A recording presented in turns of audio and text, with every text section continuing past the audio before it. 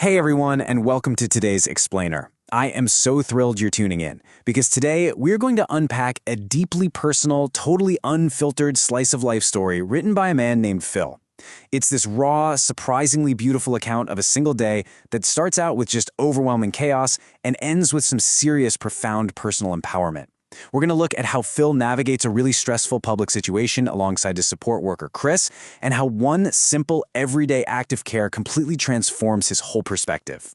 This isn't just a story about a bad commute, it's a really brilliant look at how we process the world around us. So let's jump right into it. First off, I want you to really think about this for a second. Have you ever been trapped in a small space while the world around you just suddenly went mad? Imagine you're on a subway, or a plane, or a public bus, and all of a sudden the sensory input is just way too much. Voices get too loud, people are acting super unpredictably, and you get that highly relatable anxiety of just being overwhelmed with no immediate way out. Well, that exact feeling, that is the setting for the story we're exploring today. Okay, let's dive into this with Section 1, A Lovely Madman.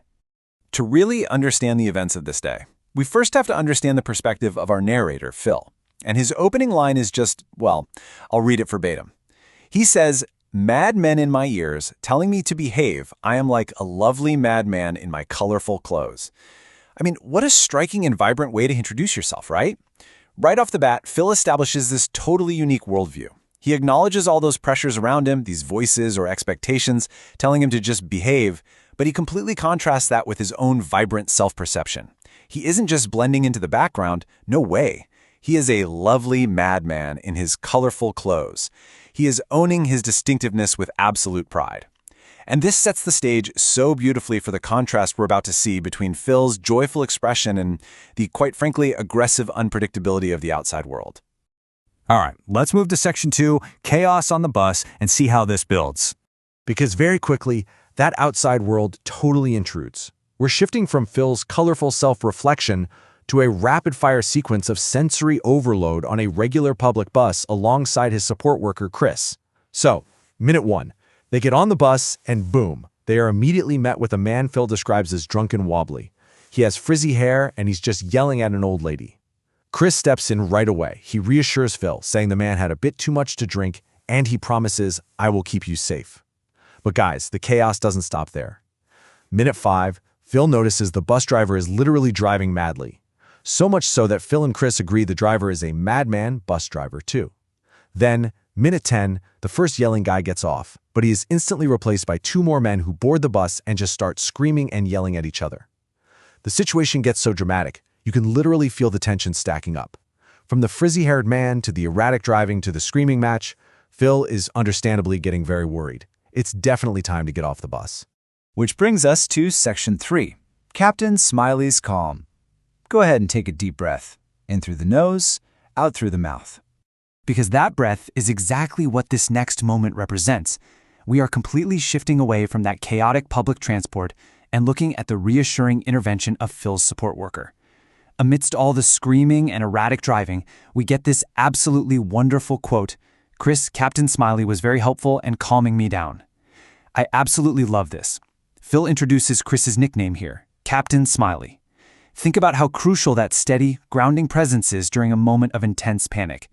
While the world outside is full of these unpredictable madmen, Phil has his very own Captain Smiley right there by his side, providing an anchor of safety.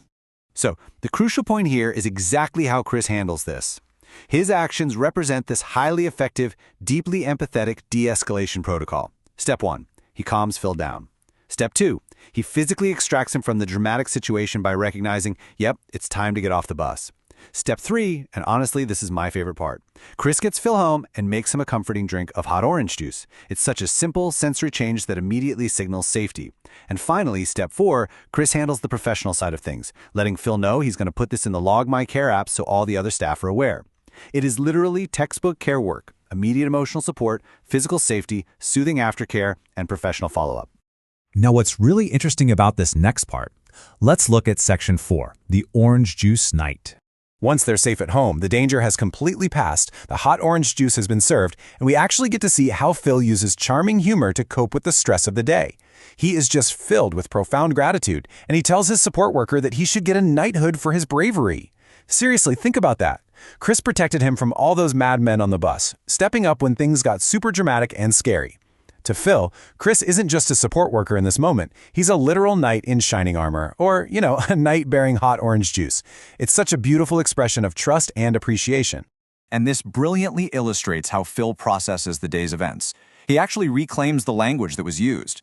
Instead of the negative, chaotic madness of the bus, the drunk, wobbly men yelling and screaming, Phil makes a joke to Chris. He says that he and Chris are madmen too, because they do crazy stuff together. But crucially, Phil points out that they are lovely madmen.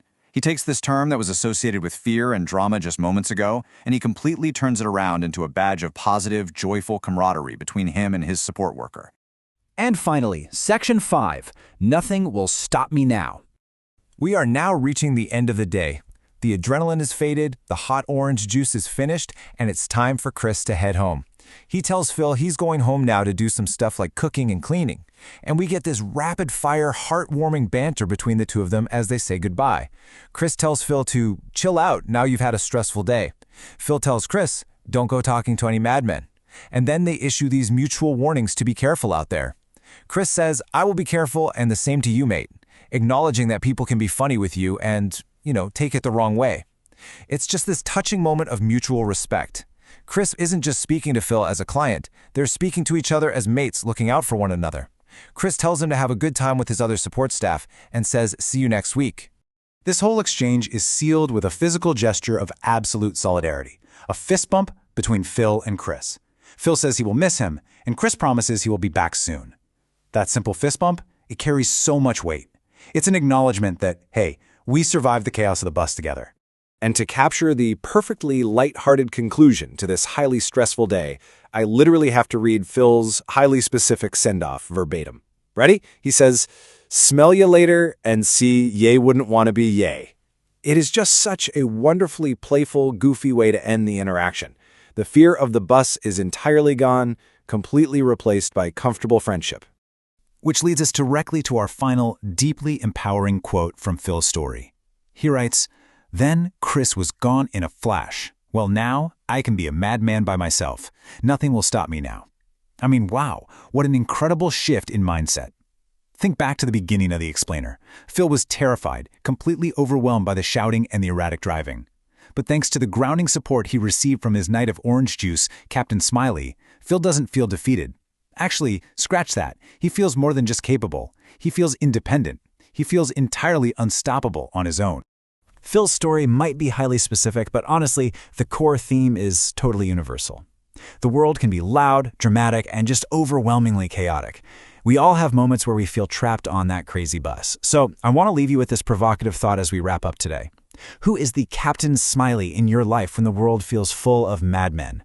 Who is that person that pulls you out of the drama, hands you a metaphorical cup of hot orange juice, and helps you realize that absolutely nothing will stop you now?